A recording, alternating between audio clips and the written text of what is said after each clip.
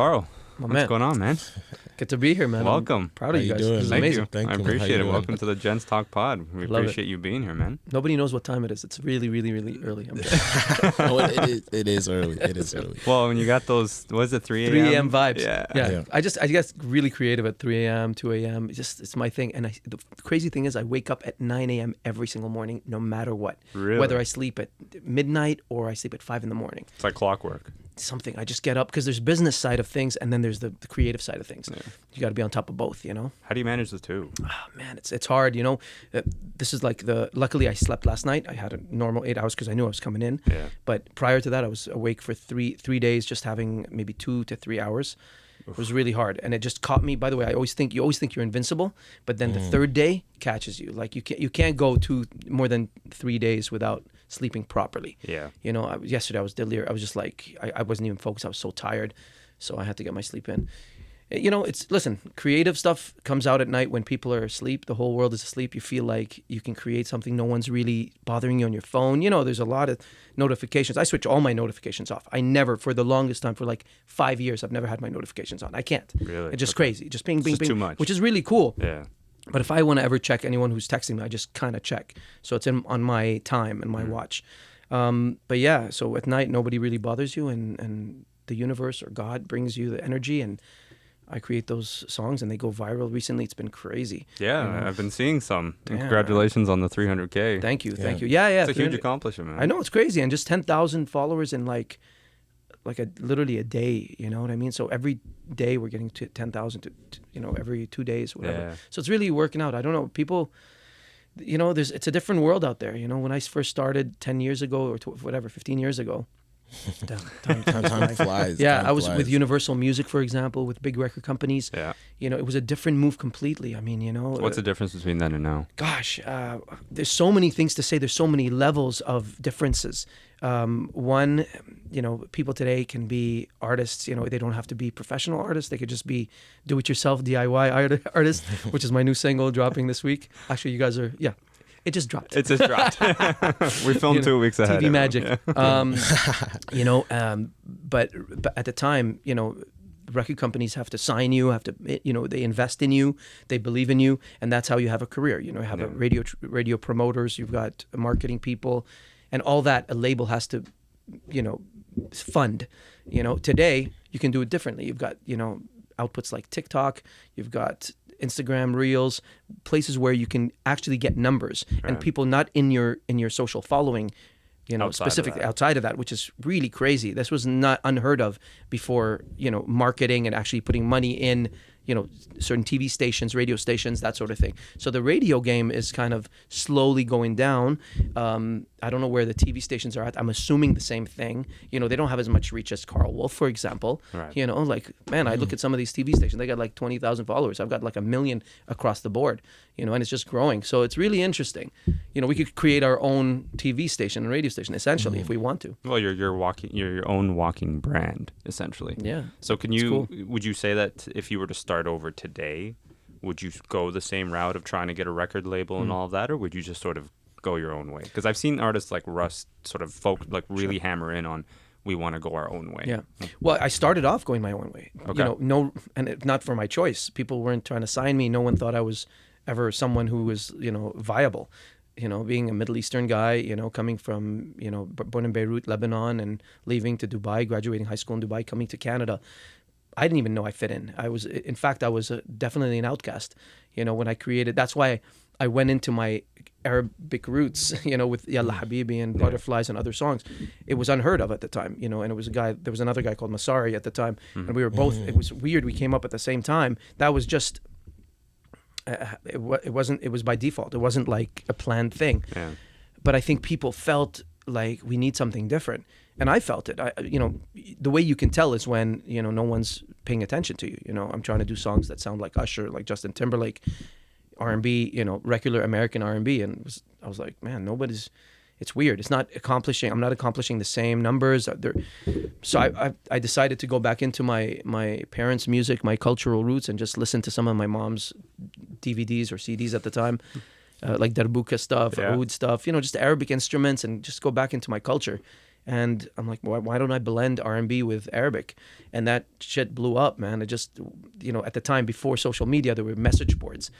And I remember putting a song. I put the money in too. I put like $30,000 in a video Of your own money. my own money. Before, I was just trying out. I was like, man, I know there's something special here. There's something different.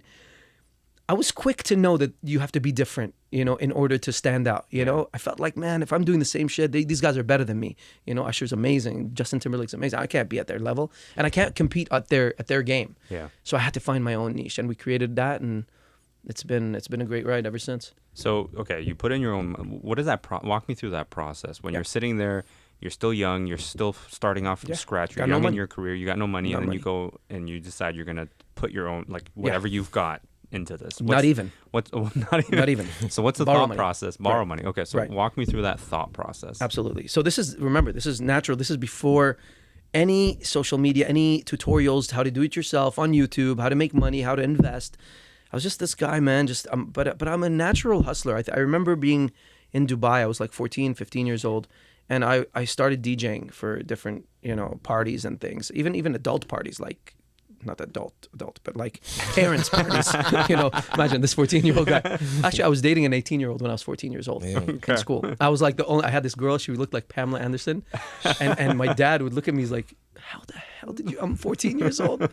Anyway, that's another story. But I just, I started DJing early and making money in music. I realized that whatever people were giving me attention for.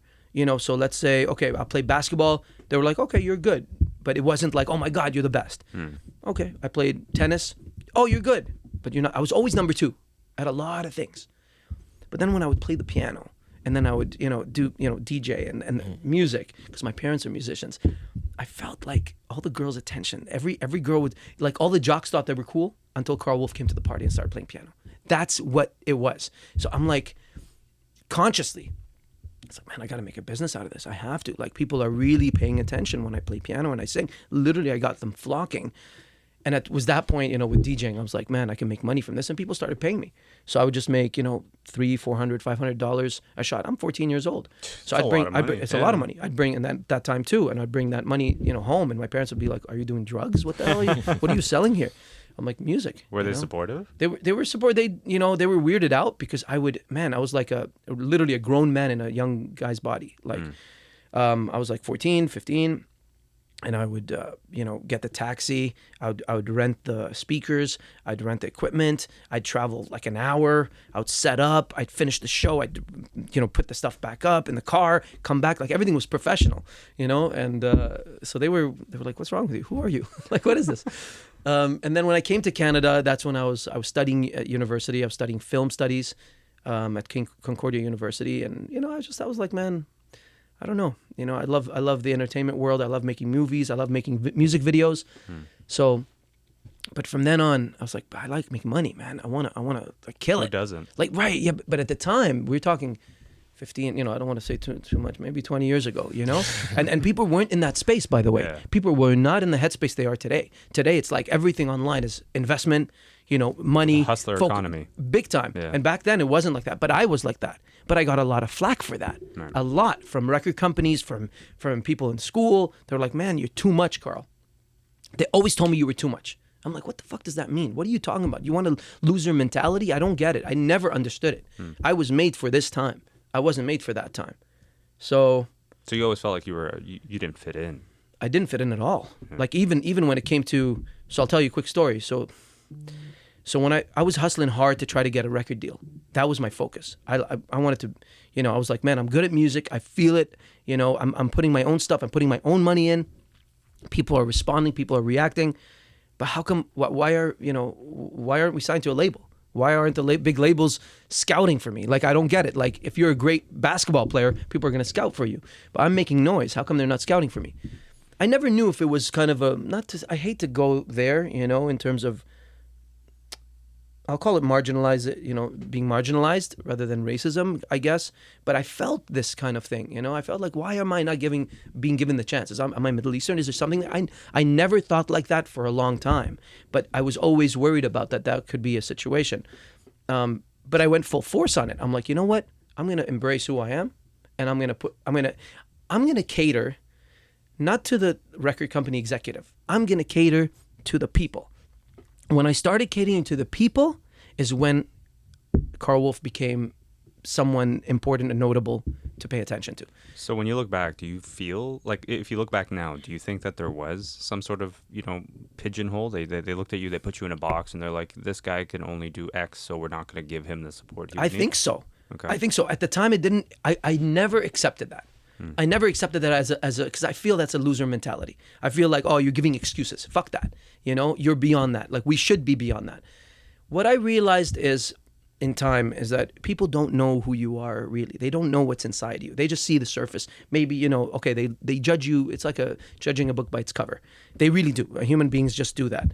And then you prove people wrong. And I felt like I can do that. And I've tried it in my life a couple of times where I've proven people wrong. So I know that I can, crack through, break through that. And essentially that's what I did. But I only did it when I was... at the beginning, you always try to, you want the executives, you want to impress them because you want to get the record deal. You want to sign to someone, to a label. That's how it was back then. You couldn't make your own stuff. You couldn't just, There was nowhere to post it. No. Yeah. Yeah. You had to go through them. Like, they were the barrier. They were the middlemen. Yeah. They were the gatekeepers, and you had to impress them. Yeah. That didn't work. It was hard to do that because they didn't get it, right? They're all like in their 50s. They, some are maybe whatever, a little younger, but they're not in the juice like you are. I've got my finger on the pulse. Yeah. I'm out in the town. I'm in the city. I'm going to the clubs. I know what's going on. So I felt like, man, maybe let me just, forget trying to impress these guys. It doesn't seem like they're impressed at all. They don't think Karl Wolf is cool. They don't think Karl Wolf is great. They don't think I'm talented. Nothing. Literally, I got nothing from them. Almost I got a lot of, you're not going to make it. You suck. You're terrible. We're not going to sign it, blah, blah, blah. So I heard everything under the sun until I started, focusing my energy to the people and understanding what the people want and giving it to them and then garnering that energy. And when that started bubbling, they had no choice. They were like, oh my God, this guy's making noise more than the artist that we're pushing. So, okay, hey, Karl, do you want a record deal at this point? It's even a longer story than that, to be honest. Tell us. All right. Well, ready for this one? Wow. So when I first, so I put out Butterflies. That was my first single, which was Arab, sort of Middle Eastern music meets R&B. That was the first track. What year was that again? It was, oh my God, 2006? 6? Okay. 2006. And that was completely unheard of. Like, nobody ever did that. So it blew up in the Middle East on message boards. People back home where I grew up in Dubai were like, oh my God, Karl, you're amazing. All my old friends from school, they were like, dude, you're killing it, da da da. Everyone's talking about you right now. I was like, what, really? I got, people writing from Egypt and Saudi Arabia. I was like, me? You're starting to get the hype. I'm getting the hype, but it's sort of like when you have a viral track or a viral video or whatever, you're like, whoa, everybody's liking it. It was sort of similar, but it was on message boards at the time. So people would have to write, they'd have to write like sort of emails, an email, and it would show up on a message, kind of like a comment. Right. And then I was like, but it was getting crazy. It was just getting crazy. But not in Canada. And it was going to places like Dearborn, like places where there's a lot of Arabic people. Yeah. And then started Montreal, certain places. So it started bubbling up. I was like, whoa, this is interesting. I never knew that I had this thing.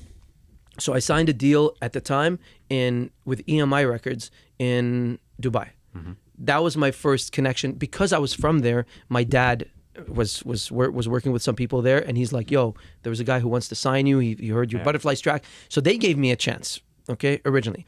But Canada wasn't looking at. They were just like, "Whatever, who's this guy? We don't care." I was like Did they want you to stay in Canada, or did they want you to go to Dubai? No, it didn't matter. Okay, it didn't matter. I think for them it was like this North American Arab. Who was coming back, who had a little more swag than something that we're doing here, something different. While everybody's doing Arabic music, this guy's doing English Arabic music. Yeah. It was just a unique style of music. At the time, Masari was bubbling up slowly. I heard about him at the time. I remember someone came up to my car and was like, "Yo, there's this other guy doing shit, da da da." And I'm like, "Really? What kind?" He's like, "He's Lebanese Canadian." I'm like, "You sure you're not talking about?" I thought he was talking about me. I'm like, "No, it's me. It's like Karl." Yeah. He's like, "No, this other guy, Masari. He looks like you though. He looked like you." I'm like, "No, you guys don't look alike." I'm like, I don't know. Some people. I had someone come up to me the other day say, "Yo, Masari." I'm like, Karl Wolf. He's like, "Oh my God, Karl Wolf. I'm my biggest fan." I'm like, interchangeable. It's cool. Anyway, so fast forward maybe a year down the line, I did all my Virgin Records signings in Dubai. I did a couple cool things there. Canada was still not having it, but I came up with another song, Africa. I was like, man, this song means a lot to me. I love Africa. I love the song. I love the harmonies. There's something that's so primal about just the continent, and I feel like that's where we're all from. You know, so many beautiful things come from Africa. So I was like, man, I felt like this is my calling. I don't know what it was, but it was more like a spiritual calling. So I remade it. I remade the original Africa, whatever. I remade that song. Did you have to buy the rights to the song? Yes. Okay. So I had to reach out. Once I did it, I had a good sort of manager at the time, and he was like, don't do it exactly the same. Just twist it, make it R&B, make it your own way. You know, I'm like, all right. So I was trying. I did like 45 different versions. It went from R&B to house to this to that until finally to dance hall.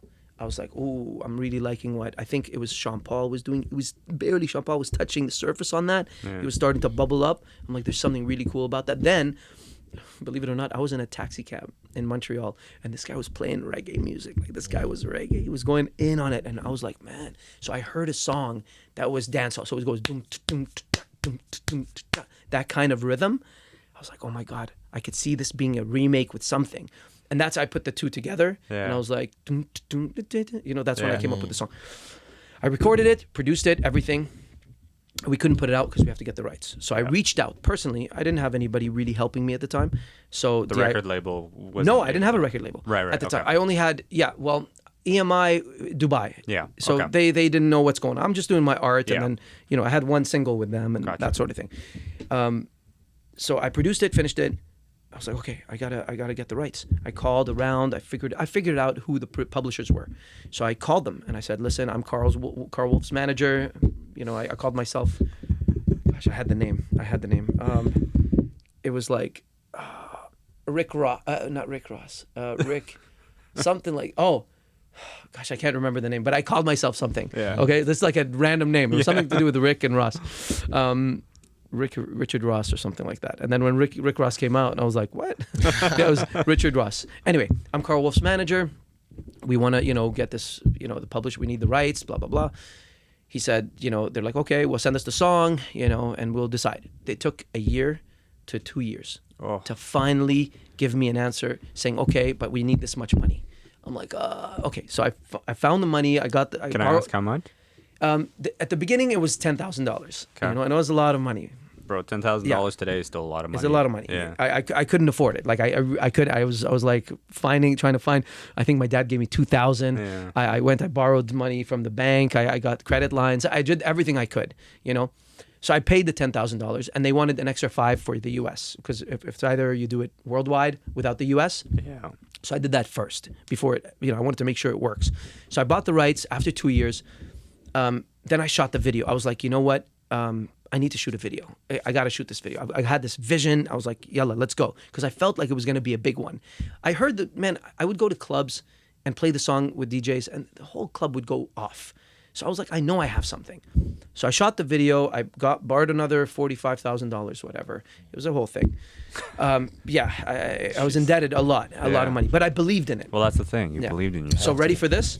So I go to a record company. Here's where it really gets juicy. So I go to each record company, from EMI to Warner to Universal to Sony, and I sit down and have meetings with not the top guys, with the A&Rs, the artist relationship representative. We sit down, play the record, play the thing. They give me the meeting. They're like, okay, who's this Karl Wolf guy? Trying to, we hear him from time to time. He was with Sky. I was, I have a long history of in the music industry, but we'll give him a chance.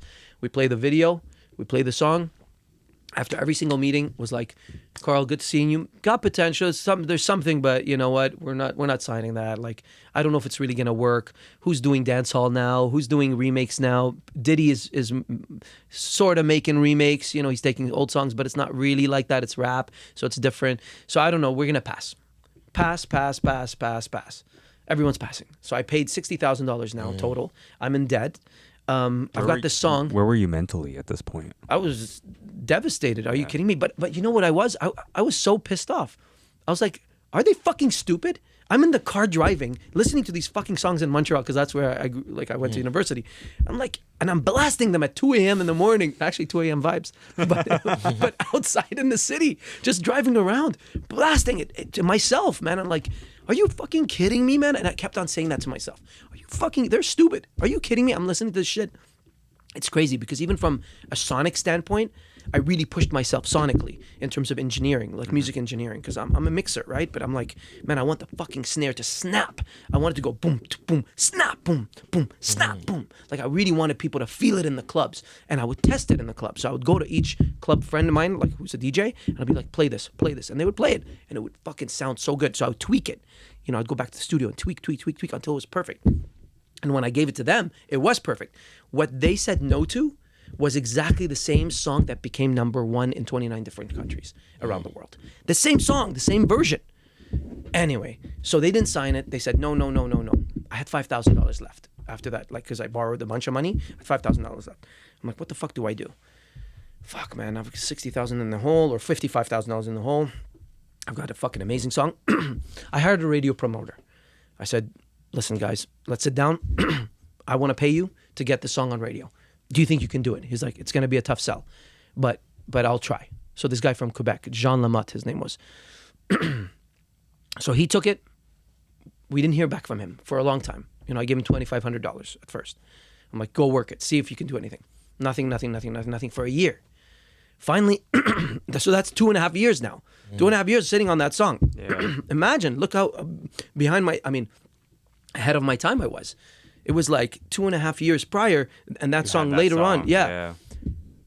So I called him like a year after. I'm like, what's going on? We need to make this move. Is there any movement? He's like, oh, we have a bit of a lead. I'm like, really? Like what? Mix 96, which is currently Virgin Radio Montreal, decided to put it on their Smash or Trash show, which is like hit or miss or whatever it is. Yeah. And you're going up against Britney Spears. I was like, are you fucking serious? It was like, hit me baby one more time. Hit me baby one. I was like, oh shit, I'm going to get screwed. I'm going to get smoked. I won. First night. Second night against NSYNC. Justin Timberlake and NSYNC. I won. Third night against Backstreet Boys. I won. 8 nights in a row. That means the people. I didn't know this. Because I didn't have access to Instagram. Yeah. I didn't have to, hey guys, come on, you got to vote right now, let's go. I didn't have access to anything. People were doing it organically. Yeah. The 8th time that it won, the music programmer said, you know, his name, and I remember him till this day, Mark Bergman, I'll never forget him. He said, yo, I want to add this song on light rotation. So he adds it officially as a song on light rotation. At that point, when radio stations add a song, it hits like a satellite, so they know which song was played. Right. And then other radio stations start to say, hey, how come we don't have this song? What is this? And they're saying, yeah, that's Africa, Karl Wolf. They're like, how come we don't have it? So all this time that I've been calling radio stations, trying to beg them to play my song, now they started calling me or writing me, saying, hey, how come we don't have the song? Can you send it to us? MP3, whatever. I'm like, no problem. Sent. I didn't care. There's no ego. I'm like, play my record. Let's go. Yeah. They played the record. It started bubbling and playing. Because of that, it became number 30 or top 30 in Canada without any record label.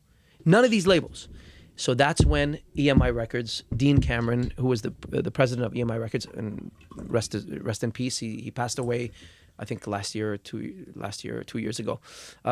He became a great friend of mine.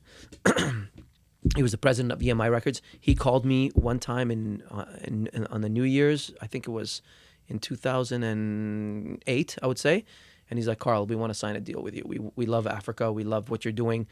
Do you want a record deal now? I'm like, yes. I didn't even hesitate. And I told him, send me the papers. Let's do it. We signed the deal. 2 weeks later, I was number 1. Wow. That's it. Karl Wolf was born. At that point, every song of mine, from Yalla Habibi to you name it, Carrera, all these songs started, all top 10s, number 1s. I've had 12 platinum and gold records so far in my career. Nice. And I take care of my family, I'm the breadwinner of the family. That's all because of those moments. And in a business like music, where you can't it's such a competitive market, and I proved that I can make money and have a great successful life in my career from music. Walk me through that moment where you realized that you could now be the breadwinner for your entire family. Like, because in Arab cultures, it's typically, you know, everything. like it means, Engineering. Yeah. Doctors, da da da da. Yeah. Yeah, that's very important for us. So for you to sort of turn around and take a profession that's not the traditional profession, Yeah. turn it into something, and then go, you know, to your mom, dad, Yeah. your family, and be like, Yeah. I got you. Yeah. What was that like? It was not supposed to be that way. It was supposed to be a different way. So my brother, so we all went to university, but my brother studied. He's graduated Dean's List at McGill University. He was a rocket. I call him rocket scientist, but he's mechanical engineer, robotics engineer. I mean, the guy's crazy, and now he's living in the States. He's killing it. So we, you know, my plan was I wanted to be a lawyer. So I loved knowing a lot about things. I loved, you know, having the edge on people, you know, in terms of business and things like that. So that was exciting me. But I also love the entertainment world, and I felt like with entertainment world, I know I like to excite people, you know. So when I go, if anyone see me on stage, I love to get people fucking crazy hype, you know. It's so much fun, man. So good, such a good vibe, you know, to keep people in good spirits. You know, something I don't know what happened to me in my life to want to feel that and want to make people feel that. So it wasn't supposed to be that way. He was supposed to be the guy to, you know, my brother to come through and everything, and I was like doing my passion.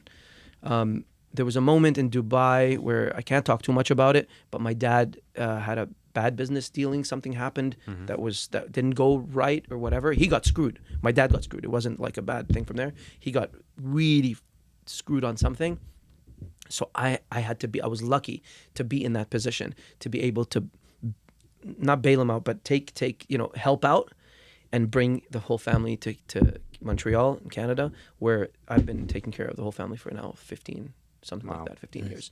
And it was a really bad time. And luckily I was in that position at the right time.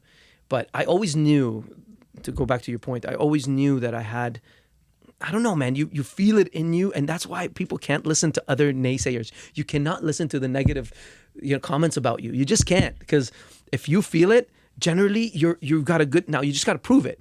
You know, you can't just feel it, okay, I'll sleep at home. No, you feel, and you keep punching the wall, man. Sooner or later, that fucking wall's going to crack. I'm telling you. It happened to me. Me, of all people, who didn't have a chance here. Nobody, I'm not even Canadian. I wasn't born here. I wasn't born here. Karl Wolf's not fucking born here. I came here when I was 17. So I came here to try to understand the culture quickly, you know? And I broke the system. Like, I found a way to make it work. Broke the matrix. Okay, so it's good to have the internal motivation, that energy, that like I fucking got this. Crucial. But there are days where you don't believe in yourself. Many, many days. Yeah. Walk me through what that's like and what you do to get back to what you just showed. Correct. Man, there's times I remember breaking down and you know, in my bed in Montreal, you know, have nothing, and like so many obstacles in your way, you know, because you can handle so much, you know, but when it's a door closed, it hurts you, you know. You're like, man, am I really on the right track? Am I just delusional? You know, is this really gonna happen? You know, so you think of those things, you know, but you can't. It's okay to feel like that at night, you know, and then whatever, sleep it off. Once you get the energy back in the morning, go back at it again. I think that's all. You got to just have a one-track mind. I'm almost stubborn as fuck. Like, I looked at the light and I didn't want to sway from that light. A lot of people, this is what I remember though, one really important thing. I remember during college times, a lot of people wanted to party a lot. So they would go out. I was in the studio a lot. So while people would eat, all my brother's friends and stuff, and everybody would come to the house, they'd have pre-drinks. They'd be like, Karl, come out with us. Let's have fun. We're going out clubbing, Saturday night, Friday night. I'm like, no, you guys go. I was more like a hermit. I would sit down in my cubicle, you know, in my studio, with my keyboard, and just fucking go at it, because I had the vision. I just knew that I don't want to do what you're doing. I don't want to just thank you for giving me a fish, but I want to fucking learn how to fucking fish. I want to create a company that can, you know, whatever, something like that. And that's what it was. I worked my ass off, and I felt like I had a bigger vision than what they were doing. You know, they were just getting quick gratification by going out. I was like, no, I want to do a concert of 10,000 people and then do an after party and kill it and make money on both, and then come back and have everything, not just have the one girl to look at you and be like, oh my God, you know, you met a girl and then you're going to fall in love. No, I wanted everything. I wanted the money factor. I wanted the business factor. I wanted my boys to be set too, so they make money too. It was cool, man. It was everything. It was like we have 10 people in our team. That's how I visioned it. Do you still have 10 people in your team? Yeah. Yeah. So, I mean, obviously during the pandemic it was really tough for them because we're not doing concerts. So that was one thing for me as a label. Thank God, as a we've got royalties and we've got other things we can make money from. But the people who came on tour with you, they can't make money. Yeah. So that was a really tough one for 2 years for us. So how have you built back sort of post-pandemic? And I say post-pandemic as if it's not here, but just sort of like now that you're able to go out, do concerts, I see it all the time, you're doing all these shows. How are you now able to sort of recover the business, but also get it pushing forward again? Yeah. So during the pandemic, I had to think quick because we're not doing concerts. We're not getting out there. Yeah, I've still got my royalties coming in from all the songs. Thank God that we have. For people that don't know, when you're a songwriter or / producer songwriter, and you put songs out there in the world and they succeed and they do well, they collect money. It's like real estate. It's actually better than real estate. If you can be a songwriter, it's even better than real estate because you're making tons of money and putting your fucking feet up. It's really cool because they play around the world. If you're successful, they play, on radio stations, and radio stations pay. TV stations pay. Clothing stores pay. So there's societies of authors and composers called SOCAN, SOPROC, and places like that. They collect that money. They take a little percentage of it, and then they give you the money as a writer. It's really, really good. This saved my life. I mean, I'm successful financially because of those kinds of institutions. So big up SOCAN. But at the time, because of my guys are not working, nobody's working. So that's my crew, that's my team. Everyone's suffering here. What do we do? What do we do? So I turned to TikTok. I was listening to Gary Vee. Gary Vee was saying, listen, and this was early on, we're talking 2.5 years ago, before the crazy explosion of TikTok. I mean, just right at the cusp of it, It was like, man, you have to get into TikTok. Everybody, you don't know. This is going to be the future. Usually I don't take those kinds of hints. A lot of people talk shit. They talk like, oh, you got to get in this stock, that stock, this crypto, that crypto. I've done it all. But when he spoke something, I was like, man, I believe him.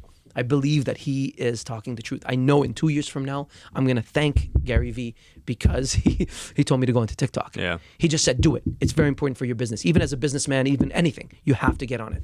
So I got on it. I was trying to find my way in it. I was like, what do I do? How do I garner attention? Do I do these stupid dances that they're doing? I did it. I was trying everything. Some worked. Somewhere, I created some cool, funny, I'm not Omicron Queen, but before that, I created Corona World. It was Aladdin, A Whole New World. Yeah. Corona World, you know what I mean? Like, basically just making fun of the pandemic and all that. People took to that really nicely. And then I'm like, one day, I was like, man, people don't know I produce my own shit. I never thought about that. Yeah. How do I show them that I produce my own shit? I put a fucking camera, my iPhone. Yalla, let's go. And I produced. Yeah. I'm like, you know what? Let's try a house song. That was my first time. Let's try a house song for shits. Let me show you guys how to make a house track. And I've never produced house music. Yeah. Never. I'm like, you put 122 BPM. That's probably what the BPM is, which is beats per minute, BPM. And you do a kick. That's what I'm hearing. I'm hearing a snare. I'm hearing a hi-hat. Okay, cool, no problem. Create a bass. How hard is it to create a bass? I'm a musician, so I can play piano, bass, whatever. I put it. The song was called Getaway. Now it's almost gold, and the song is like it's got 7 million streams like across platforms. Wow. Incredible, just from that moment. And then it blew up on TikTok, and I was like, whoa, we got to release this. We released it, and it's been the new marketing strategy for a new musician in 2022. You're just testing it out on TikTok and see if it hits, and then you go produce the whole thing. And that's my new song, DIY. That's what happens. It's at 1 million views. Yeah. And it's like another, I'm going back to some of my like Afrobeat dancehall vibes. It's blowing up, and we're releasing it now, September 2nd. It just came out, so... It's crazy. It's very cool. It's really a cool move now. So you don't need the record company now. You have just this whole movie. We would never get 1 million eyeballs on a song or ears on a song. Yeah. Never. So do you find that that's going to be your strategy going forward? Is that a strategy you'd recommend to new? I definitely recommend that. Okay. I mean, if you're an unknown, especially. Look, truth be told, today as a celebrity or whatever you want to call it, someone who's notable, someone who's known out there, it makes no difference. If you're an unknown or a known, you if your content is fucking awesome, it's going to be out there. If your content is shit, you're going to get no views. I swear to God. It's not because Karl Wolf and I've got followers that it automatically is going to work at all. So that also makes you hone your skills. So I'm not just putting my feet up and just saying, I could Karl Wolf, I could do any Yalla Habibi, let's go. You know, by the way, promoting. It's a dope shirt, by the way. Thanks. So I have to always be creative and always, you know, push the envelope and do something different. And just the same way when I started. And it keeps me sharpening my knife. I love it because I don't want it easy anyways. I want to, you know, nothing easy. Anyway, nothing easy is notable. So you it's know? obvious you're still excited about all of it. Big time, man. It's a new world, but I love music. I love making people feel good. Something, man, I sit down, I read all my comments, by the way. Every single fucking comment. I've got thousands. And I sit down, read them and reply. Literally, look at my Instagram, go to my TikTok. You'll see heart, a Karl like, or responded. I love the interaction, man. I don't know what it is. When you love that, you can't get enough of it. You know, some people just want to do it for a certain reason. For me, this is my main reason. It's just the connection that we have with the universe, with people. It's fun to see what people are doing. It's fun to kind of not manipulate how people feel, but almost like, okay, if I did this, what would they do? And you see a crowd go like that. It's really cool. It's like you're painting, man.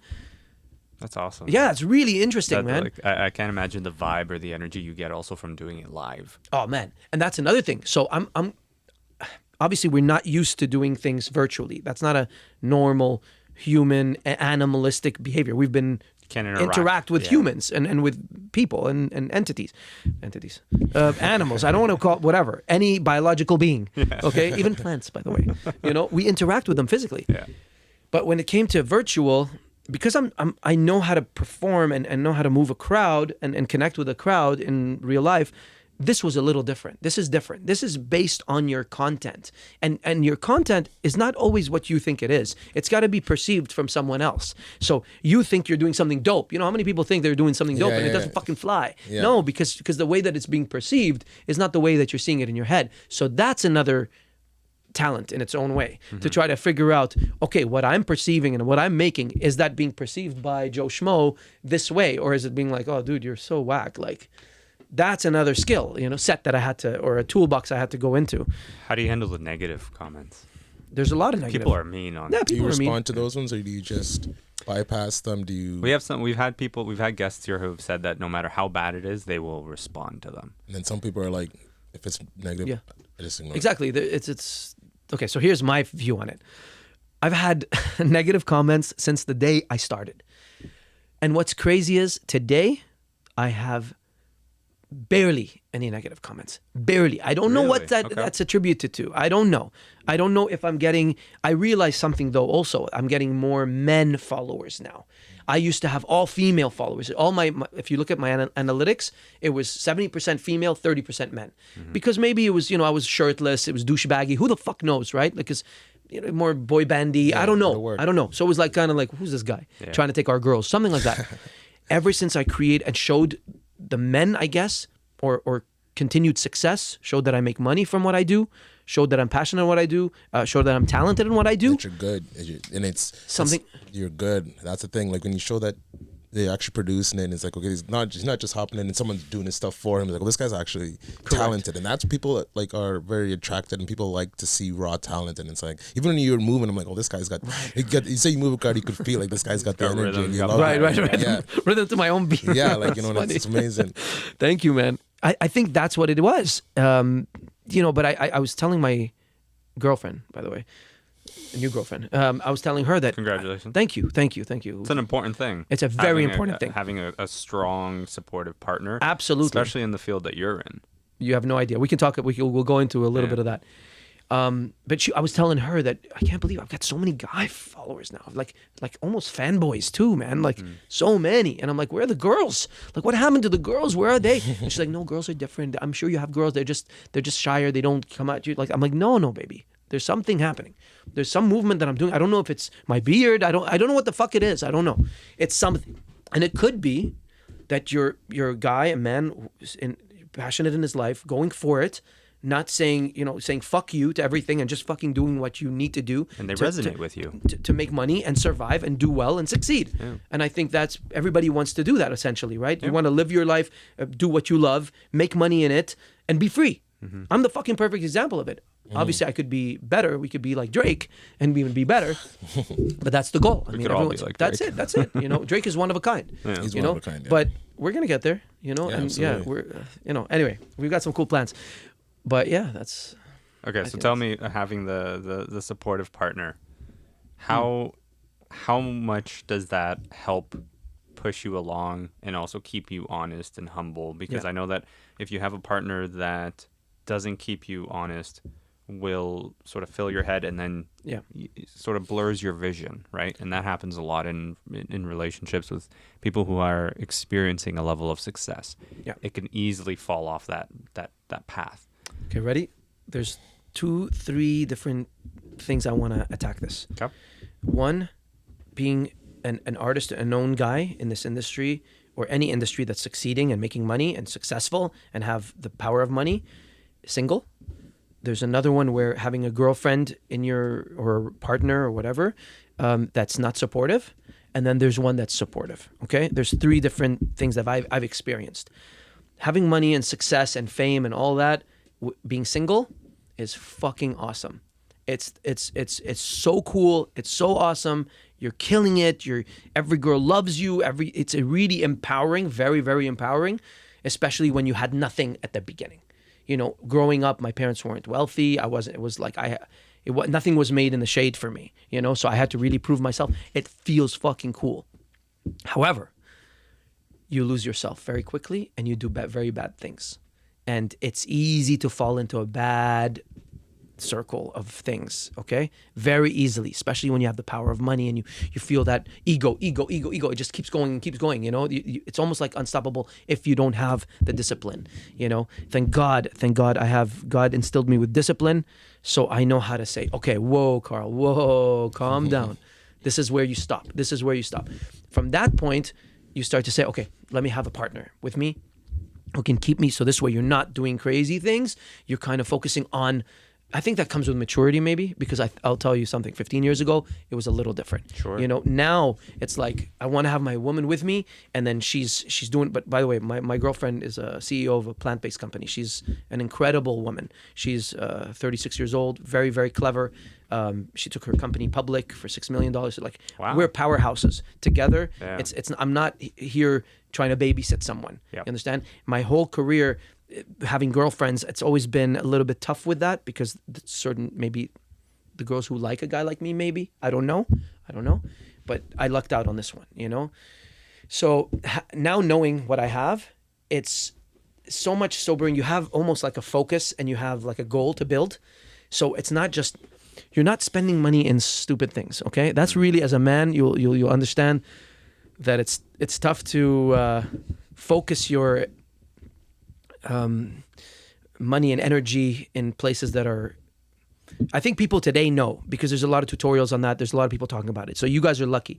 Like the Gen Zs and the millennials are kind of lucky. We didn't have anybody to look to for those, so we just Splurging. We're just like go off in the middle of the desert and like know where the hell you're going, and you have to figure out yourself. Now there's a lot of people talking about it with, you know, things that they've had downfalls. You know, a lot of guys who've had big money. Some people like Andrew Tate talk about, you know, living his best life being single or whatever. So I don't know. You know, I don't know what the real answer is. Well, not to cut you off, Yeah. when we had Russell on, he talked about how he had all of these cars, he had like tons of jewelry and watches and houses and all these things, and he realized that after a while, like, they all meant nothing. And he started downsizing because he's like, I don't need any of this. Absolutely. He's right. Look, he's had more success than me. So at the end of the day, he's had his cars and things. I've had cars. I've had houses. I've had, you know, luckily to buy two condos in my life. I'm not doing as well as him, but he's seeing a different side of that.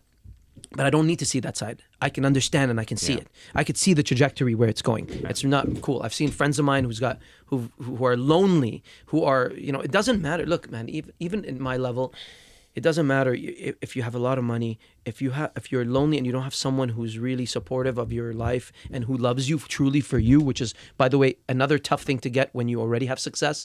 You don't know why they're there with you. Yeah, they don't They don't know if it's you that they want you. Correct. Or just like the what you idea offer. of you, right? Yeah. They don't just want to be seen with you, or do they want you for that's you it. know? So that's one of the tough parts, but you have to know how to maneuver that, I guess. But that's why it's important to have someone who supports you. you know. Oh, okay. Yeah. So having the partner that you have now, you feel like it's a completely different Yes. refresh on relationships. Completely. I mean, she's doing her work. She's not even. She's not a fan. She's not like. I mean, she wasn't a fan before I met her. Okay. But she supports you. But She's obviously supporting, which doesn't. Yeah. She's a which is businesswoman. perfect. Yeah. She understands. Like when I got to go to this, she's like, go. You have to go to this mansion, party. You have to. All these people. I'm like, no, I don't want to go. I was like, no, Karl, you have to network with that. That guy's going to be there. I'm like, all right, So she's pushing me for that. Yeah. Really cool. Awesome. And so, okay, so what do you got going on upcoming? You said you had some, you mentioned a little thing there that I picked up on. You're like, we've got some plans. Anything you can share? Like what you got going on, what you're planning in the future, how you planning on taking Karl Wolf even further? I feel like, the pandemic, as bad as it was, it had sort of like a chapter 1 before pandemic and chapter 2. I feel like I'm on the chapter 2 of Karl Wolf, the revival of whatever I felt passionate about, long time ago when I first started. Because what happens is, I think when you first get into something passionate that you love, whatever you do, there's a moment where you're doing okay, and then you accelerate and you do really well, and then you start to plateau because your hunger is not there. I think Mike Tyson used to speak about that. Who else? Muhammad Ali. Was it Muhammad Ali? I think it was Mike Tyson that spoke about, not being in love with it no more. So when you're not in love with something, you can't punch it the same way the younger guy's coming at it. He's hungrier than you, but you can't lose that hunger. And so I think the second chapter this way, I never lost the hunger fully, to be honest, but when you become a bit of a fat cat, when things are really working and you're making, let's be honest, millions of dollars, you get comfortable. You get different. You don't get comfortable. You get different. You get, okay, well, I don't have to struggle. I'm not struggling like that no more. So you're not trying hard anymore. It's kind of happening to you easily until it stops happening to you easily. At certain times, like people are like, okay, there was everybody playing me on radio. And then there was a moment where, well, there's, another artist that's out there, other artists are taking your spot. So, and you're not coming up with anything current because you're not current. That affects you. So that affects affects your drive. So I feel like with the pandemic, seeing that a tough life can be a reality, that you can, those rainy days that they used to speak of, our parents that would say, oh, you have to save your money or whatever, how they used to say, for a rainy day. Man, fuck, it was right. But it happened after 40 years of my life. Now, because it was not a real thing, it wasn't a reality for us. None of this shit was a reality for us. None of us alive was a reality for us, this fucking shit that we went through. And now it's sort of a reality, whether it's man-made, whether it's people, the government fucking trying to put us in a fucking little thing. Who knows what the truth is? But at the end of the day, that shit never happened to us before. So now that shit can happen. And knowing that this shit can happen, I'm in a different mind state. I'm in a building mind state. I'm in a go for it. I know what I want. I know how to do it. I know how to achieve it. I've got all the experience and the know-how and at least some of the notoriety to make it happen. So I'm in a different fighting stage of my life, What does Karl want?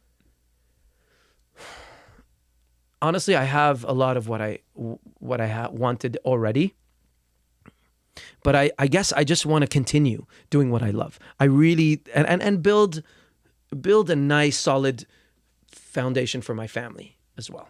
Okay. I think that's been the goal for a bunch of years now.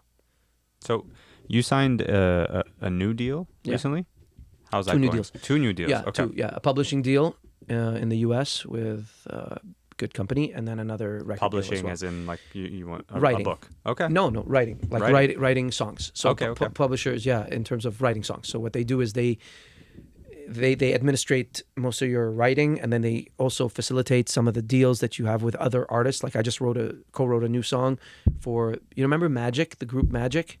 I've heard of them, yeah. Why you gotta be so rude? Oh, yeah. So they branched out into another group called Bromigos. Okay. And then I co-wrote the first single. It's called Future Ex-Wife. So are you on? Like, are you? No, I co-wrote it. Yeah. Okay. So created the melody with some of the lyrics with other writers, and then so that's kind of how we also make money in this. I was going to ask you, when you do something like that, do you ever feel like you're like, man, I want to be actually part of this that goes beyond just co-writing? Yes. So the quick story. It's never like, by the way, it's never a quick story with Karl Wolf. That's the problem. Because like that's you coming out onto the. That's what made me become an artist. So in 2004, even earlier, 2004, 2005, I was writing songs for other artists, and I was succeeding. I'll make this quick, but I was succeeding with other artists as a writer. And there was one group. It was a TV show called Star Academy, which is kind of like an American Idol type show, but in Quebec. And I had co-written the first single that they had. It was a French song called Je veux changer le monde, which means I want to change the world. And they blew up. It was like, it went platinum. It went 5 times platinum. We were making so much money from it because from all the royalties. I was like, what the fuck? I'm a young guy. And I'm like, oh shit, all that money's coming in. And my partner at the time, like the writing partner, he was like, yo, dude, this shit's going to bring so much money in. Are you happy with it? I'm like, yeah, I'm fucking excited. It's incredible. So they invite us to the big concert, which is like 17,000 people at the Bell Center in Montreal. So I'm there. They give us a pass. I got the backstage pass to go meet everybody. It's my song that's made this. Like I co-produced the album basically, and they're performing our songs. All these American Idol type contestants. Thousands of people in there, 17,000 people. I say, you know what? No, I want to sit out in the audience. I just want to see the show. I want to enjoy the show. I don't need the backstage. So it's just me by myself. I've got the badge or with the pass, and I'm sitting with all the kids, everybody, and they're all singing the song. So my song comes up. It was the last song they sing on stage, and they sing it. They have got all the lyrics on top. Everybody's like, it's going crazy, lights, fucking everything. It was amazing. But then there was a moment I was like, dude, I looked around and I saw everybody standing up for my song that I wrote in the smallest room where I had no money, nothing. And there thousands of people are singing my song. The fuck? But they don't know it's me. They're all singing to these people. And I'm like, nobody knows it's me. I'm invisible. It felt fucked up. It felt fucked up. That was the moment I changed. And I was like, you know what? Karl Wolf is going to be a writer for other artists, but I'm also going to be recognized for my expression and my words and my melodies. And that's when I changed the game. And that's when Butterflies came out. It was like that year. Wow. Yeah. It's a hell of a story. It's fucking crazy, man. Like just to sit there, I can't imagine just sitting there in that audience, watching them all go crazy, and then that feeling, almost like a sense of loneliness. Complete loneliness and complete betrayal to myself, almost. That's what it felt like. It's like, what the fuck are you doing? What is this? Whoa. It's almost like someone stole your rights. That's how it felt like. It feels someone stole your rights, and you're not recognized. You don't exist. Is it because I'm Arabic? Is it because I started coming up with all kinds of things? What's wrong with me? What's happening? I'm like, no, fuck that. We're going to change the game. And I changed the game, and that's how I'm living my life, man. I'm living the best fucking life in my world, man. I do what I love every single fucking day. I sleep when I want. I wake up when I want. I make money. I support my family. That's it. That's it. That's it. Yeah. And I don't have to be Drake or The Weeknd. You just gotta be I don't have to be Karl the top tier. I don't have to be number fucking 1 on the everything. There's other ways to do it. You can be top 10. You can't. It's okay. You'll make a living. Yeah. But I strive to be number 1. Oh, naturally, yeah. Okay, so that the publishing piece on the one side, and then the other deal. Yes, the record deal. Yeah. So that's really good. I've got two album deal basically. So one album this year, meaning 10 songs, equivalent to an album. I have to put in. Is it always 10? That's what they consider an album. Okay. Yeah, generally it's 10 songs. So that's what they pay you for, 10 songs. Yeah. So 10 songs this year, 10 songs next year. So a lot of music coming out, a lot of music videos. I'm killing it. I'm loving it, man. I just love doing what I do. And I'm investing a lot too. Yeah. Okay. So I got into investing. Stocks, crypto now, all our stocks are down. But I'm buying when it's down too. So I'm weird. I'm just going in. Yeah. I'm really just creating my wealth portfolio right now with everything. I'm a different mind state, man. I wish I had known this. I'll be honest. I wish I had known this 15 years ago. Or in 2008 when Bitcoin just came out. I wish I had known all that, But you guys are lucky, man. You have guys like us. You've got people who know what they're talking about on camera, letting you know how to not to make certain mistakes, man. For real. We didn't have that, man. We didn't have access to this. So we were learning everything. But so what would you share with somebody? Somebody who's just like, you know what? Yeah. I'm trying to build something for myself. I'm not sure where to start. Yeah. Like you've talked about how you used to watch Gary Vee. You talked about how you had this internal passion. You were hustling. You were doing this and that. What would you tell somebody who is starting from scratch today? Okay. Sorry, as an artist and as a young Arabic guy. I'm going as an entrepreneur. Yeah. I'm going in as an entrepreneur because everyone, essentially in this day and age, if you're Has to doing be an anything, entrepreneur. it's an entrepreneur. Yeah. You know, even a doctor, man. Doctors are entrepreneurs. They're doing, they open their clinics. They're thinking different things too. You know, I have doctor friends.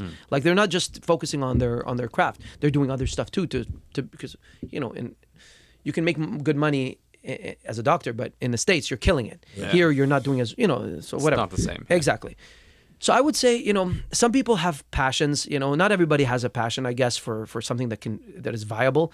But I believe that you can make money off anything. If I can make money off music, being a guy who was born in Beirut, Lebanon, came to Canada, made a music career in Canada, became a Juno nominee, a Juno, SOCAN winner, MTV Europe Music Award winner, you can do it. Anybody can do anything.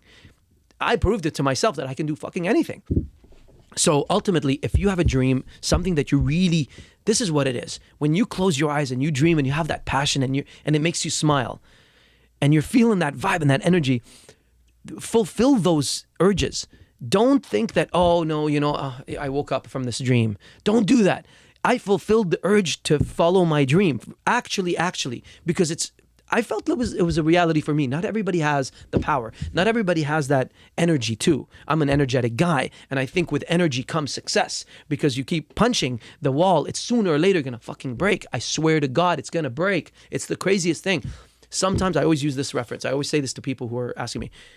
Sometimes you're this close from something. So you've punched the wall. It's been this thick. You punch, keep fucking chipping away, and then you're this close. Some people turn away. They're like, no, I can't. I'm tired.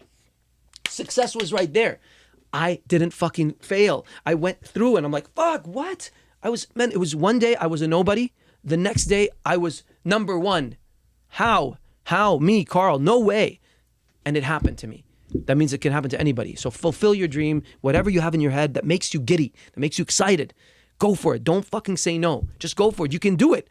Do whatever you want on the side. Okay, I still studied. Still went to university. I still did it on the side. But my fucking vision, my passion, when you love something, you will go at it more and harder than anybody else. And that's what this life is about. This life, especially, I hate to fucking reiterate Andrew Tate, but especially, I'm not going to say especially for men, for everybody. Energy and focus and hard work is everything because you're going to be better than the next guy. We're all in a competition. Unfortunately, it's always competitor. Player versus player. Fuck, I can't believe why am I saying this? Wow. Okay. Yeah. That's awesome, man. And you got DIY coming out. DIY, baby. Or that dropped, song, guys. depending on when that you're hearing dropped. Yeah. this. That song means a lot to me, and I think it's going to resonate with so many people. Why does it mean so much? Man, because I did everything my fucking self. To some degree, when I want to create a music video, I'll edit it myself. I'll shoot it myself. I directed most of them from Africa to Carrera to all these. I directed them myself. I said, fuck it, man. I'm not going to. Well, prior to that, I would hire a lot of directors to do it. And I said, you know what, man, they're not achieving the color that I want. They're not achieving the storyline that I want. And I'm always having to fight with everybody for my fucking vision. I realized that when my vision is focused and it's got like a pinpoint laser focus, we win. We win. And it's good for my company. It's good for my manager. It's good for my DJ. It's good for everybody on my team because we make so much money and they succeed from it too. So it's almost like help yourself to win so that you can help everybody else. I'd rather fill my cup up first and know that I'm secure so I could take care of my family rather than, okay, so what do you think? Could we do that? And then your art becomes diluted. Your success becomes diluted. I felt that before, man. It sucks. It sucks. You're like, man, let me work with other people. And then you work with other people, you fail with it. And you're like, fuck, man. I knew what I had to do. I just wanted to go there. You wanted me to go there? I listened. No, man. Feel your things. Do it yourself. Don't let anybody else deter you from what you really feel deep inside. Damn, I feel motivated right now. I feel like I should be doing more right now. Like, when you see a video, it's like, after this, I could run through a wall. Yeah, I could run through this wall right now. Just, let's go, man. But that's the energy you need. It's amazing to see it because it's true. Like you work for it, and you gotta want it, and you can see that you want it. You can see that even though you said you wanted it and you got most of what you wanted, but you still want more and you're still fighting for it. It's not like you didn't plateau. Sometimes you said some things plateau, but you and your mindset has still been, I'm still going. You got to always do this to get to here. Yeah. So you got to always do this. Even if you get here, it's got to be like this. It can't be like this. So you always got to want more. They say what? Try to reach for the stars to get to the moon or whatever. Yeah, shoot for the moon, you miss, he's still amongst the stars. Something like that. Exactly. Yeah. Shoot for the stars and or whatever. Something. We all know. Guys, Google that. We all know we're saying incorrectly. Yeah, exactly. So that's the vibe, man. And we're still dealing with human beings. Just always remember that. It's not, it's not this that's doing it. It's not the camera that's doing it. It's the person behind it. So there's always a human being moved by your energy. Person. Correct. It's a real person. That's why the energy matters. When you do something and you do it don't do it with hastiness. Never do something with hastiness, but be sure of what you're doing and go for it. Don't question yourself too much when you know that you can achieve that in a good way. I think you do yourself a disservice by getting other opinions in. That's what I've seen. That's what I've noticed. Amazing, man. Yeah. Brother, appreciate you having you here. Thanks for having me. This was awesome. This is awesome, man. I learned a ton. Now I feel like I could run through that. Let's go. Now you guys are gonna kill it with this podcast. We're gonna come on. Let's go. We're gonna push the shit out of it. Absolutely. Yeah. I'm so happy, man. I'm so happy I have this energy, man. I'm so blessed. I'm blessed. It's good. Honestly, it's refreshing too to talk to somebody, because the energy is contagious. Yeah. Right? Like just sitting on the other side listening to you, and I'm just like, my wheels are turning, like, okay, what can I be doing more? How can I be pushing things more? So listen, honestly, your energy, keep it up, man. Thanks, man. Like it not only is it good for you, but I can tell you as the person receiving that energy, it's good. Wow. Yeah. So that's why I love doing what I do, and that's why I love music, because you can transfer that immediately. Yeah. It's great. Gets people moving. Yeah, it does. Awesome. Amazing. All right, brother. Gentlemen. I appreciate you, man. Thanks, Poncho, appreciate it, sir. Thank you very much. Poncho in the booth. The magician in the booth. Thank you, everyone. I can bear just a little bit. Yeah, I just see a shadow moving. All right, everybody. Appreciate your time. Karl Wolf. My pleasure, brother. Thank you for having me. All right. Thanks, everyone. Cool.